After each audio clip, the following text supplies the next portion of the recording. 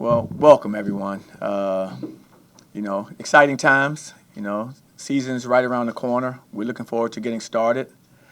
Our players have been working really hard in preparation for this upcoming season, and I've been really proud of the progress we've been making. So, looking forward to us getting started, and it should be, like I said, a fun-filled year. A very exciting season. Transitioning to a new conference, of course, is an opportunity to showcase, who we are and what we're capable of doing at that level. And we're looking forward to that opportunity. We have a saying at our university, on our program, you have to earn everything. And we want to earn everything that we get going into this new conference. And our guys are excited about that, and they understand the task at hand as we move forward. Coach, you've got Darius Johnson, C.J. Walker, guys who have been with you for a few years, but a lot of new faces. So what are you starting to learn about this group? I know you went to Italy a few weeks ago. What are you learning about this team as you get ready for Big 12 play? Well, great question. The biggest thing I'm learning is that, we have really good chemistry and continuity. To have 10 new guys, that's difficult to get this early. These guys really get along well with one another. They really share the ball. They seem like they're almost playing for each other out there, and that's always a good sign. Anytime you're trying to build a new team and you have a big roster change, you want to make sure everyone's on the same page. And our guys seem to, this early in the season, seem to be really understanding the importance of that. What was your thought process in the non-conference scheduling?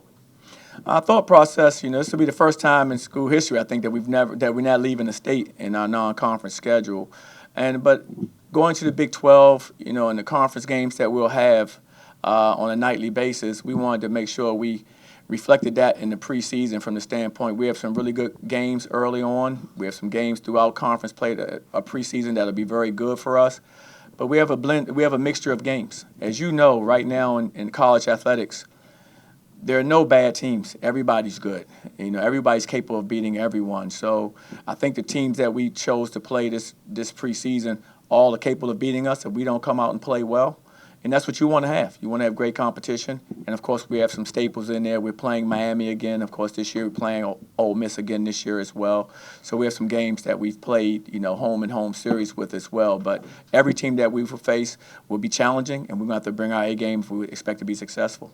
Coach, you just said there are no bad teams in college basketball. So how would you characterize the Big 12 teams top to bottom then? If there's no bad teams in college basketball, Big 12's the best in the country. No, absolutely. How would I characterize the Big 12? I mean, the number speaks for themselves. The last 8 out of 10 seasons, it's been ranked the #1 basketball conference in the country. You look at the last, 3 out of 4 national championships, there's been a Big 12 team either winning it or playing for it. So it's been a phenomenal conference. I've been fortunate. I've come from conferences like that. So, I know what to expect. I expect there'll be no nights off. Every single team that you play is going to be a team that's capable of beating you. There are no easy games. And that's great. I mean, if you want to compete, what would you rather do? Would you rather be in that type of environment or an environment where, our guys can take nights off and maybe not be as sharp? If we do that in the Big 12, that's a recipe for disaster. So we're excited. Our guys are understanding that. They're understanding the magnitude of each time we step foot on this floor to represent our university, and we expect to do that to the highest level. The 10 new guys then, how big of an attraction was that, knowing that they're coming in and competing in the Big 12? It was definitely a huge attraction. Anytime you move into a Power 5 conference, let alone the Big 12 in basketball, guys were very excited about that opportunity. And like me, I brought a lot of guys in that really like to compete. They're excited about this opportunity. They understand that, playing in a league like this, what this does for our university, what this can do for them. So I think it's been a positive effect for them and for me. How important was it to have the players who come in who played in some of these major conference games, like CJ, or played in these major conference programs, CJ playing for Oregon or Omar playing for Illinois and Florida? How valuable is that experience to kind of add to this group? Those guys have been great for our team. Along with Ibrahima, who played at Ohio State at one point. Those guys have been great because they've played against that level of competition. And so whenever we're practicing right now or when we went to Italy, those guys were able to kind of, speak on the fact that, hey, for us to be better, we're going to have to do certain things every night. And I thought that maturity was great in the locker room. Their leadership was really good because of what they faced in the different conferences they've been in. So absolutely, that's been beneficial for our team. How do all of those new faces change your approach offensively? Well, it definitely changes what we do. We have different players. The thing about the makeup of this year's team that's different from, I think, teams in the past for us is that there's not a lot of overlap in positions. So guys kind of know, like, I can be a star in my role. I know exactly what that is. I know what that role is. It's something I'm used to doing, and they can be successful at it. Where you don't have 2, 3, 4 guys that maybe are all three-point shooters. You don't have 3, 4, 5 guys that are all defensive players. We have a really good mixture of players in our program right now, and I think that's why the chemistry's been good thus far, because they actually play off of each other, really well, because they all have their own space. What do you want to see? What are your expectations for Darius Johnson going into his third year here? Well, I expect Darius to make a jump this year. I expect Darius to continue to grow. He's grown this summer. He's definitely gotten better. Of course, he's maturing like all of our players. He's a junior PG this year, and our guys really are leaning on him. They understand the importance of the role and what he has to do to continue to help our team, excel. And I'm really happy with the work he's put in so far. He's continuing to get better, and we expect him to be one of our leaders and one of the catalysts of our team. Coach, you mentioned the excitement of the team over the Big 12. The university's been excited. The community's been excited. With the teams coming in here, how important is the environment going to be here for the players to feed off of to try to accomplish what you want to do? Hugely important. I mean, we need everyone. You guys have heard me say this in years past, and this year, no more important than this year, going into a new conference. We want to be Orlando's hometown team. The only way we can do that is to get everyone out and rally behind what we're doing. I think if you do that, we'll make our community proud. I don't think there's been a game that we've played during my time here that when this arena wasn't filled or nearly filled to capacity, that we didn't perform at a high level. And I don't think that will change. I think we just feed off this energy. Our arena is so nice. And when it's crowded in that arena like it has been on occasion, I mean, I've been in a lot of places and played in a lot of great arenas. I don't think any are any better when we have a great turnout here at UCF in addition Financial Arena. And so, yes, absolutely. If we can get our hometown crowd to come support our hometown team, I think, we'll make you proud. Coach, you talked at the beginning of your statement just about the saying that you have of wanting everyone to earn everything. Like you have to earn it this year. How does that play into the identity that you hope this team carries with it this year? Well, we want to have a blue-collar mentality. That's what we've tried to build this program off of, which means we come with our hard hats every day to come to work, and we come to earn everything that we get. We don't expect anything to be given. We understand we're going to a new conference, so there's a lot of unknowns with that. But the one thing we do know that always, shines through is the fact that if you go out there and you play as hard as you can play, you're going to earn what you get. And so we've approached it that way, and we'll continue to approach it that way this season. Coach, what's the move to the Big 12 like? Does this year just feel so much different than it has in the past, or are you heading into the season with the saying this is as usual mentality? Well, definitely it's not the same, of course, heading to a new conference and to the Big 12. But our mindset, our goals all stay the same. That never changes for us. We have a championship vision, and we'll always continue to have a championship vision. I've never gone any kind of competition thinking I'm gonna lose, thinking that we're not going to be successful. Me as a head coach or me as a player, that's been my belief throughout my life, and I won't go into this situation, feeling like we're going to be defeated as well. I think we're going to go in there. We know we have a big challenge ahead of us, but we're going in there, confident that we can compete at the same level that those other teams are competing at. How has the program benefited since Taylor Hendricks' draft? I think our program had a great benefit, from Taylor. Taylor coming here, doing 1 year here with us, being a lottery pick, number 9th pick in the draft. I mean, what that's done for our university and what that's done for our basketball program has been huge. You're looking at a situation where every young man that has an interest in UCF understands that that's capable of happening for them now.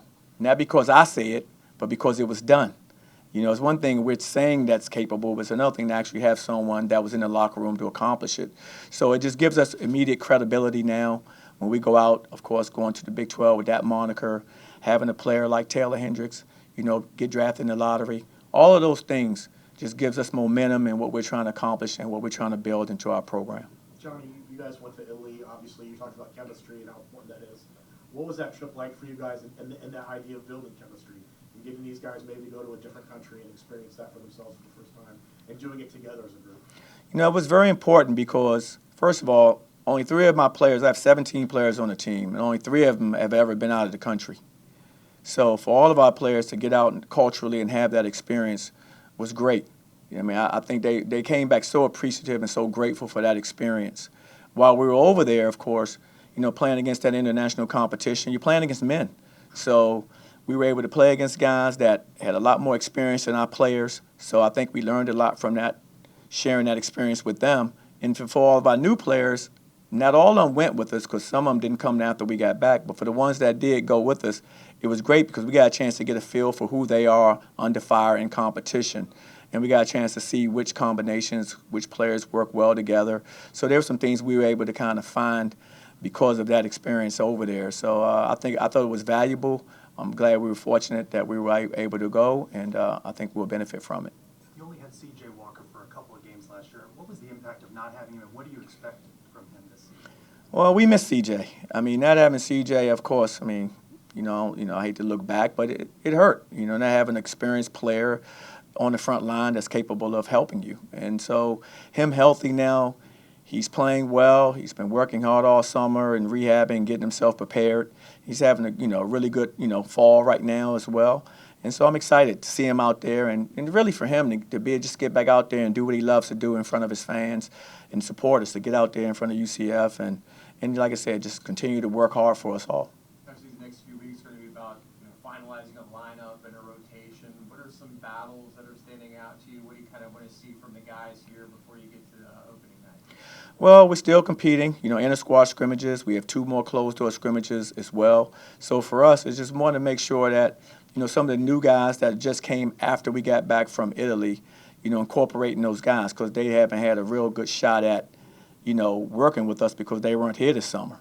But, a lot of them can really help us in what they can do on the court. So just trying to find out how to incorporate them, what's the best roles for these guys to play in to give us the best chance to be successful. So a lot of good battles. It's very competitive every practice, which is good across the board. And I think that's the only way you can be successful. I think iron sharpens iron, just like one man sharpens another. So I think our guys are sharpening each other by how hard they're competing every day. What kind of player is Tyler Hendricks? What will we see from him? Tyler's, he had a real good summer for us.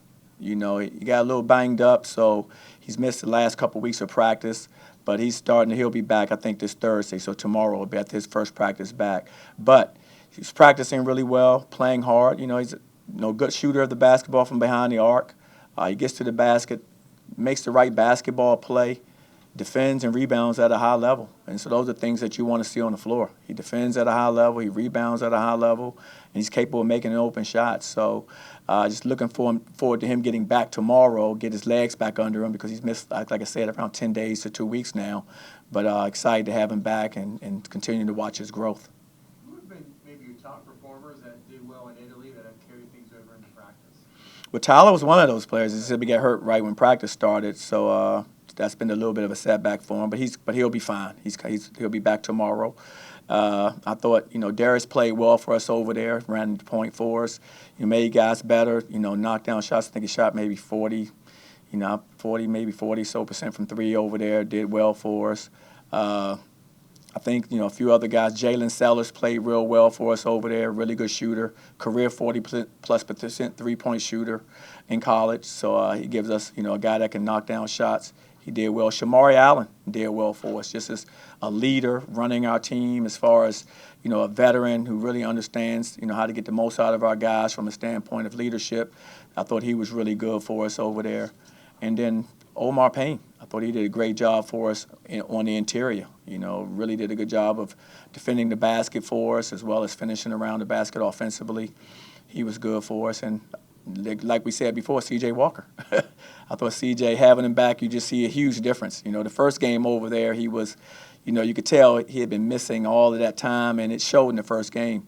But then the next 2, 3, 4 games, he really started to emerge. You could see his game start to get back, round back in shape, and so he played well for us as well. Since we last spoke to you, you joined the Collegiate Basketball Hall of Fame. What was that honor like for you? I'm grateful. I'm just really grateful for that honor. You work hard in your sport, whether you're playing or coaching. The thing you want is you try to leave your legacy at whatever you do. And I've been very fortunate to leave my legacy at a few places. And, I'm very proud of that. But I also understand that doesn't happen by yourself. And whether you're coaching or playing, it happens because of the people around you. I've had great teammates. I've had great coaching staffs around me. And so I just feel really good and grateful that I was honored in that way. It's something that, I'll cherish and, take with me for the rest of my life. Coach, you only get one first impression, new conference. How important is this first year in your mind to really set a good example, for the rest of the country, saying, hey, UCF's in the Big 12 now, we're here. How important is this first year to really, put yourselves on the map? No, it's hugely important. We want to establish ourselves as a competitive team in the Big 12, and that's something that, we talk about as a team, we talk about as a staff, because we want to put our best foot forward. You want to enter a new conference. You want to enter it with everyone in the conference understanding that when they play UCF, this is what we're going to expect. When we play them, we expect it to be a tough, hard-fought game every time that UCF, whether they're home or away, that's how they're going to approach the game. And that's all you can ask for from your players, is that you go out there and provide that type of energy, that type of toughness, that type of competitiveness, where no matter where you go, no matter what coach comes in here or we go on the road, they understand that when UCF is coming, that you better be ready to play for 40 minutes. You just talked about a couple of those transfer guards, Jalen Sellers, Shamari Allen. Can you kind of describe their skill set and what they bring? Well, Jalen Sellers, terrific shooter. Really hard-nosed player, really good defender, very active. But the thing he does best, he knocks down shots. Like you said, knocked down a career 40% three-point shooter, and that's exciting. The way we play, as you know, you always like to see guys that can knock down shots. And then, with Shamari's kind of a glue guy, like a jack of all trades. He averaged 17, of course, at UMKC, but he's more than just a guy that scores the basketball. He facilitates. He makes a lot of plays, and he's a really, really good defensive player, on ball and off the ball. He's very active defensively. I think he's an all-defensive player at UMKC as well. So he's a guy that will bring not only the ability to help us offensively as far as maneuver the basketball, but defensively, he sets a really good tone with his energy and his effort. What can you tell us about the freshman members of the team? The freshmen. I've enjoyed, as always, enjoyed coaching the freshmen, because they have so much to learn in our system. In this new age with transfer portal, you have so many, older players coming in programs. So you see some young guys like our guys, the first practice, they're wide-eyed, they're wondering what's going on. And the veterans really did a good job of taking them under the wing. But I'll mention Comey first, which is he's from the States, was from North Carolina, played at Brewster's last year. What a terrific competitor. I love his competitive spirit. Doesn't take plays off. Defensively, he gets after you. Offensively, he's active, making whatever play he's capable of making, whether it's an open shot, whether it's driving and slashing to the basket. This kid's going to be a really good basketball player as he continues to develop in our program. I just see it for him.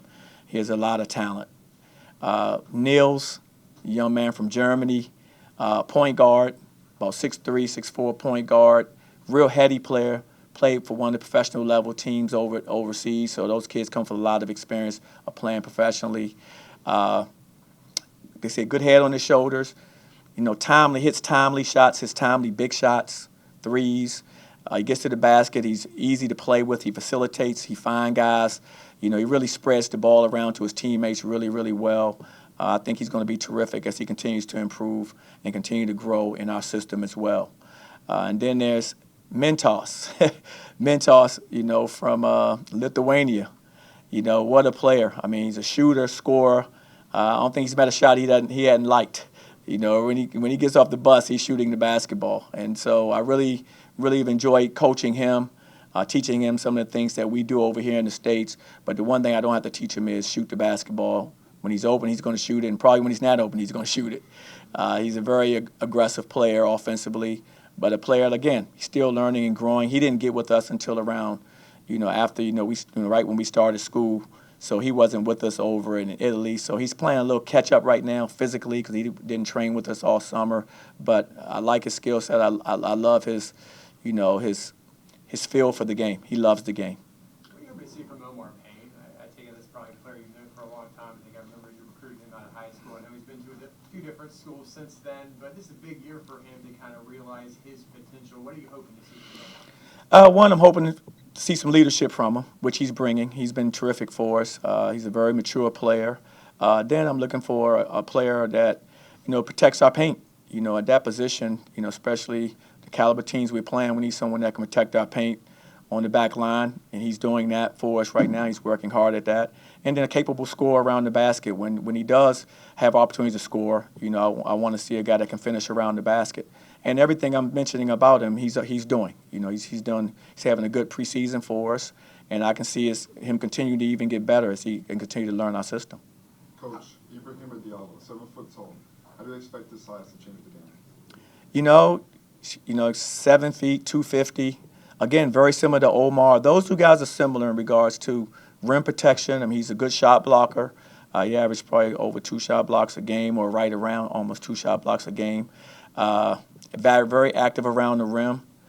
With his size, I think he takes up a lot of space in the paint, which is good. I think his physicality is good against some of the bigger, stronger teams. And again, another guy that can finish around the basket. He does a good job of that. He defends and he rebounds well. So both him and Omar, I think, for those two bigs in our program at this time is really good, because I think they provide us strength at the 5 spot, and we're going to need depth at that position.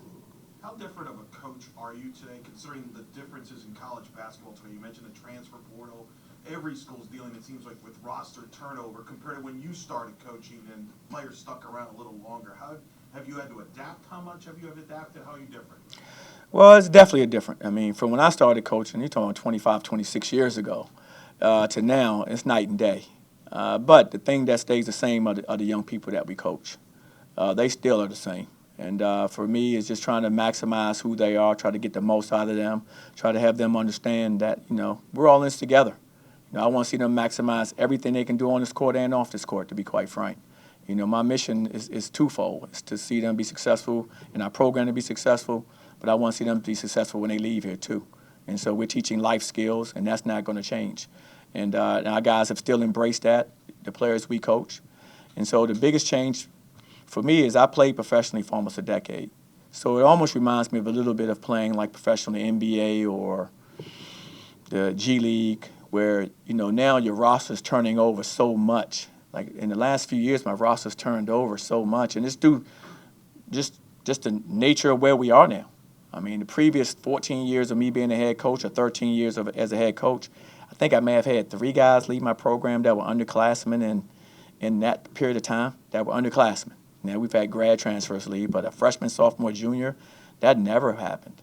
And that's because of relationships and the things that you build in that foundation in recruiting all the way through the process, and kids stayed longer. Now, that's just different. It's a different game. It kind of reminds me of professional sports, where you may keep your nucleus of guys, and then guys are making other decisions to go other places all over the country. So you have to just adjust. I mean, it's nothing. It's just a new way of doing it. I don't think you can, look down on it or anything. In my perspective, you have to lean into it, because that's the way it is, and make the most out of it for your program and for your student athletes. Johnny, along those lines, how do you balance getting those young guys, those freshmen, opportunities to continue to grow and become better players, but also, you're as you mentioned, you got a lot of older guys, and the college basketball's changed. A lot of teams are grabbing those older, experienced guys to have success. How do you kind of maybe balance that a little bit to make sure the younger guys still get their opportunities as well? Well, strategically, you try to grab young players. For us, we try to find young players that we feel fit into our vision as they mature in our program. And so we felt we did that. With Niels, Mentos, and Comey, we thought all 3 of those players can help as they continue to mature as players. Now, while that's going on, they're competing for opportunities and spots now. I mean, and as I said earlier, I think I started this off, you earn everything. So they have to earn what they get. they earn the opportunity to be out there, they will be out there. I mean, who am I? I was a freshman that started. And so Taylor Hendrick was the freshman who started. So if you earn it, you're going to play. I mean, it's never a situation. We're going to play the best guys. And so they're competing for those opportunities now. And we will continue to develop them through the process. And I love them all. And hopefully, you know, as they continue to grow, they'll continue to contribute more and more for our program. This one for Coach. For this team to be successful this year, what needs to happen? For this team to be successful, we need to be a real together team. We need to play for each other, and we need to play as hard as we can for 40 minutes.